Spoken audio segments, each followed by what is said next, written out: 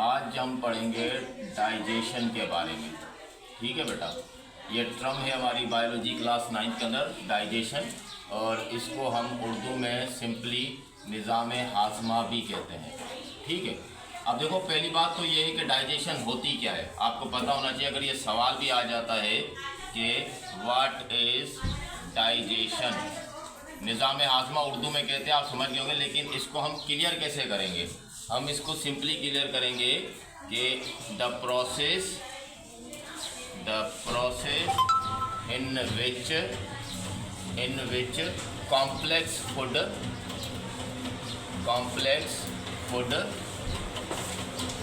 Converts into simpler substances is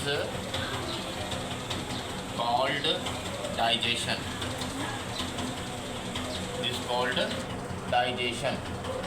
बेटा complex food किसको कहते हैं? देखो, जो पका हुआ खाना नहीं होता घर पे जो हम बनाते हैं, और जब हम वो खाते हैं तो हमारा जिस्म उसको सिंपलर सब्सटेंसेस के अंदर तब्दील कर देता है। ऐसे नहीं है कि रोटी जाके हमारी बॉडी के अंदर जो है वो चिपक जाएगी, ऐसा नहीं होगा। ठीक है, हमारी बॉडी उसको तोड़ेगी। यानी डाइजेशन में क्या होता है कि जो न्यूट्रिशन होती है वो तैयार होती है। अब कैसे होती है? देखो कि जब हम फूड लेते हैं, मीट लेते हैं, खाना या ड्रिंक्स लेते हैं, तो ये सारी बॉडी हमारी इसको ब्रेक डाउन करती है, इसको तोड़ती है जाकर। और वो किस तरीके से तोड़ती है कि वो अंदर जाके बनाएगी अमीनो एसिड, ठीक है, और वो बनाएगी फैटी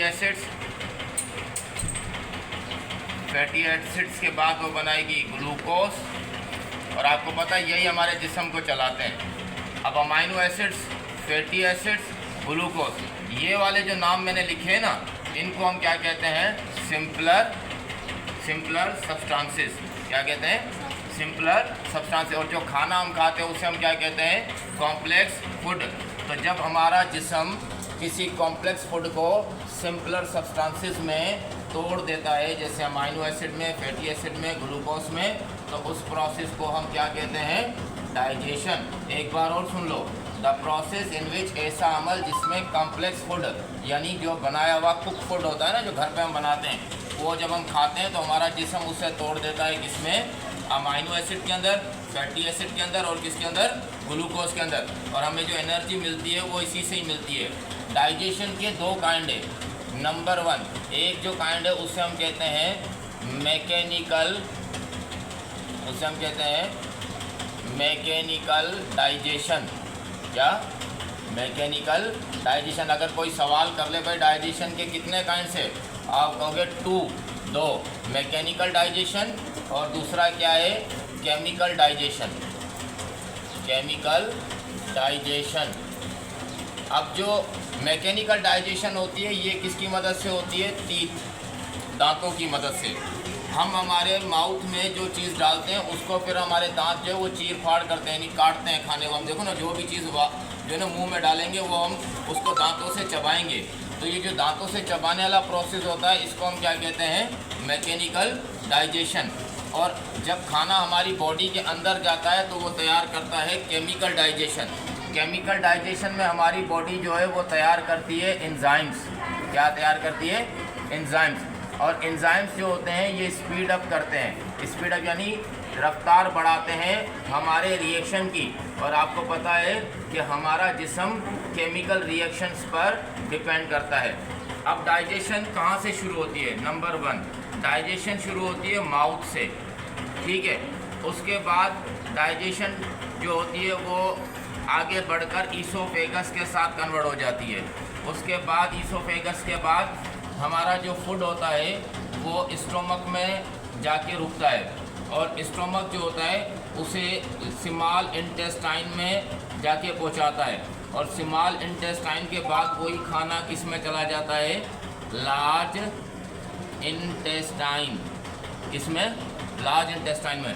यानी आपने खाना खाया, आपके गले के अंदर एक नाली बनी हुई, एक पाइप है जिसे ईसोफेगस कहते हैं। वो खाना ईसोफेगस से कहाँ गया? मैदे के अंदर, स्टोमक। अब मैदे के अंदर एक तेज़ाब होता है जिसका नाम क्या है? HCl। क्या है? इसको हम पढ़ते हैं हाइड्रोक्लोरिक एसिड, यानी ये तेज़ाब, ये केमिकल डाइजेशन हो रही है। अब यही यहाँ से खाना जो होता है वो इस तेज़ाब से मिलकर किधर जाता है, छोटी आंतों में, स्मॉल इंटेस्टाइन में, और स्मॉल इंटेस्टाइन से में ये खाना एनर्जी तैयार करता है, यानी एनर्जी में कन्वर्ट हो जाता है, और वो एनर्जी जाके किसको मिलती है, लीवर को, और लीवर उसमें से क्या बना देता है, हेमोग्लोबिन। हेमोग्लोबिन जो होता है ये हम कहते हैं ब्लड को, किसको कहते हैं, ब्लड को। इंग्लिश में हम इसको ब्लड कहेंगे, मेडिकल टर्म के अंदर हम इसे क्या कहेंगे, हेमोग्लोबिन।